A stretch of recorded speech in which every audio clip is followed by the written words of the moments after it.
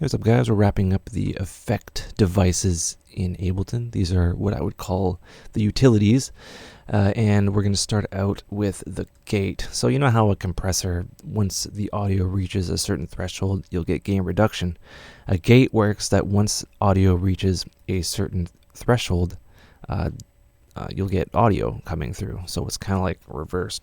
An example would be if you are recording a live band, per se, and you have the vocalist and he's singing or doing whatever he does, you wouldn't want the background of like the drums and like maybe the guitar coming through that microphone. So you'd put in a gate. So I actually have somewhat of a gate in my microphone that I'm talking into right now. So you wouldn't hear necessarily a lot of what's going through Ableton through my speakers. The gate is triggered when my stupid face makes noises. So I'll give you an example here. We have this type of thing right here, and it's pretty dynamic. It's pretty fun. Right? So we have this kind of percussion-y hit here and all of this junk. And we want to get rid of that. We'll pretend that that's like, say your overheads if you're miking up a drum kit, which is a completely other series. So I'll just do this, and we have our threshold. Right? So every time that audio goes above a certain threshold, it'll open up.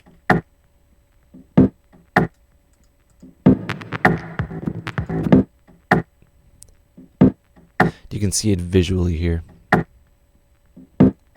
Right? And there's an attack, so it's not so abrupt when the gate does engage.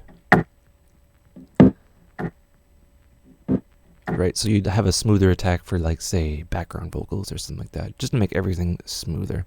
Gates are as old as compressors. They're really neat, and that's basically it. Not a whole lot of use for electronic music, but say if you're making up a drum kit or you have a band going on, a gate is extremely useful, and it cleans up the mix and makes everything sound great. Okay, so we have a utility here. So what utility is basically a utility.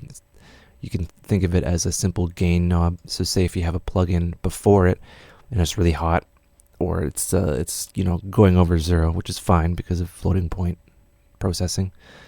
You wouldn't want it to go above 0 into another plugin, so you just put this in here and you'd bring the gain down.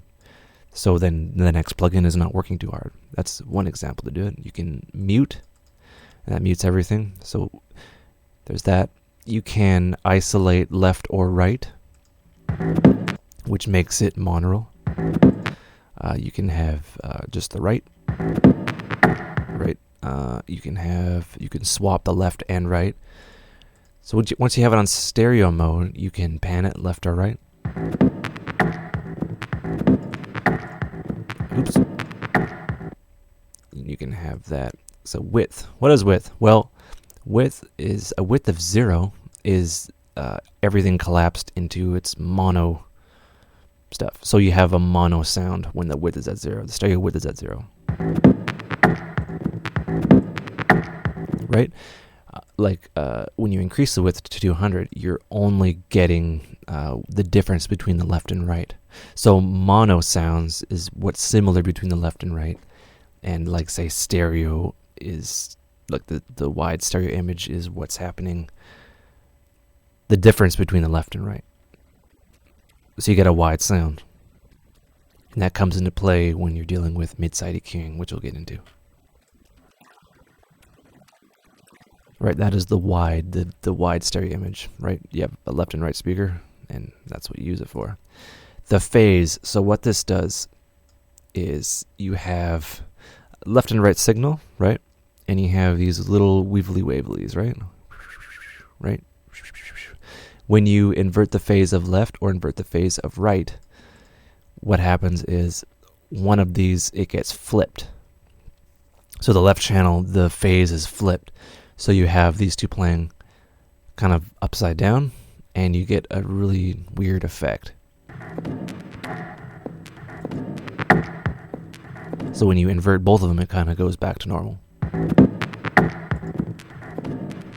right? So what's happening is you're getting a different phase from each speaker, and it's kind of canceling it out, and that's why it kind of makes you feel dizzy.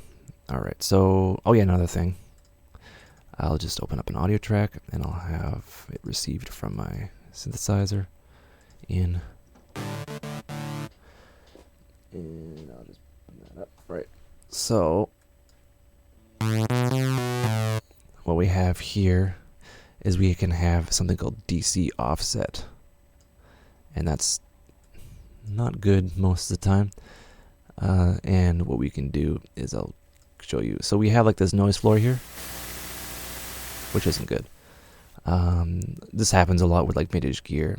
And the phase can be not directly at 0. It can be moved up. You don't get this with like VSTs and stuff, but you get it with certain pieces of analog gear. So you just turn on DC offset, and this, kills off the range. Or it kills off like the noise floor, and it's really useful for vintage gear that's kind of unpredictable and broken. And yeah, I don't have anything like that to show you with, but I do get some noise through my outboard gear. And that's that. Another thing, okay, we have this, right?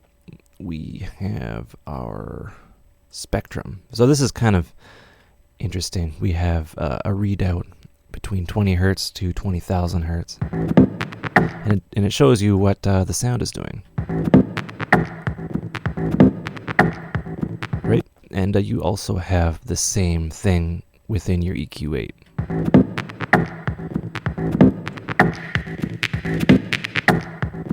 Right, and it's just it's the readout of what the frequencies are doing. So if you completely high pass something, you lose all bottom. And generally, yeah, it's neat to look at, but you should really be using your ears and trusting your monitors and having high quality monitors. You can have a block, which is the resolution, left and right, and the refresh rate of however many milliseconds you want, and the average. And you can have a line graph and select max. You could double click it and have a very high quality readout. And you can find like problem areas and peaks of your sound, and you'd have this on like your stereo master or in a group, and you can see what's going on. Yeah, all right, that's pretty much it for utilities and stuff. All right, have a good one.